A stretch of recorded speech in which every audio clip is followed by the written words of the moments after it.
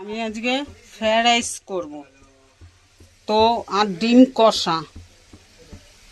তা আমার রাইসের সবজিটা ভাজা হচ্ছে, ডিম সেদ্ধ হয়ে গেছে, সবজিটা প্রায় ভাজা হয়ে গেছে আর একটুখানি বাকি।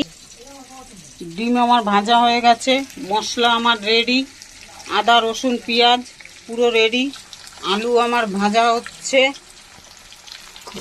রাইসের সবজিও ভাজা হয়ে গেছে, রাইসের চালটা সেদ্ধ হচ্ছে।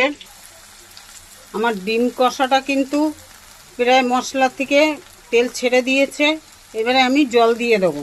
এবারে সবজির সঙ্গে আমি রাইসগুলো সব মেলাবো। দেখো আমার স্যালাডও রেডি, ডিমটা কষা হচ্ছে, এখনো হয়ে পারিনি, তো দেখো তোমরা। এবারে আমি মিশিয়ে নিচ্ছি। আমি এবারে এর মধ্যে একটু চিনি দিয়ে দেবো। আমাদের ঘরের লোকটা আবার খুব ভালো আছে, তৈরি করে দিলে পরে এটা মেলাতে পারে খুব ভালো, সেইভাবে একেবারে পুরো এক্সপার্ট এইটা করার জন্য, কিন্তু নিজে কিছু করবে না, এইটা মেশাতে পারে খুব ভালো। তো এইরকম ভাবে আমি করে তারপরে একটুখানি উনুনের উপরে দেব, তাইলেই আমি ঘি দিয়ে দিলাম এর মধ্যে। তোমরা ঘিয়ের গন্ধটাই পাচ্ছ, ও কি সুন্দর গন্ধ। তো দেখো আমার ভাতটা কিন্তু পুরো রেডি হয়ে গেছে, ফ্রাইড রাইসটা।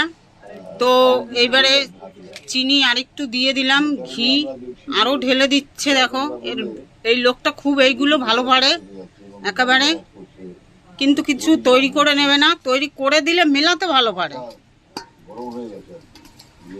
তো এইভাবেই আমি করে একটুখানি হালকা একটু উনুনে দিয়ে নেব, তাইলেই হয়ে যাবে। আমার স্যালাডটাও রেডি হয়ে গেছে মোটামুটি। এবারে গরম গরম ডিম কষা দিয়ে এইটাকে খাওয়া হবে।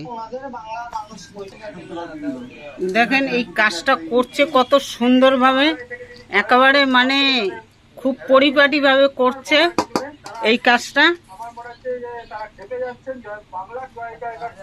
কাজু কিশমিশ গাজর ক্যাপসিকাম বিনস তেজপাতা সবই কিন্তু এর মধ্যে দেখা যাচ্ছে, কোনোটাই বাদ নেই।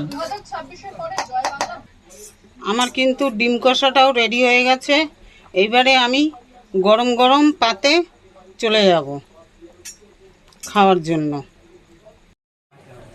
ডিম কষাটা কিন্তু আমার পুরো হয়ে গেছে, এইবারে আমি নামিয়ে ফেলবো। নামিয়ে গরম গরম আমি এখন থালায় চলে যাবে, সব পুরো রেডি।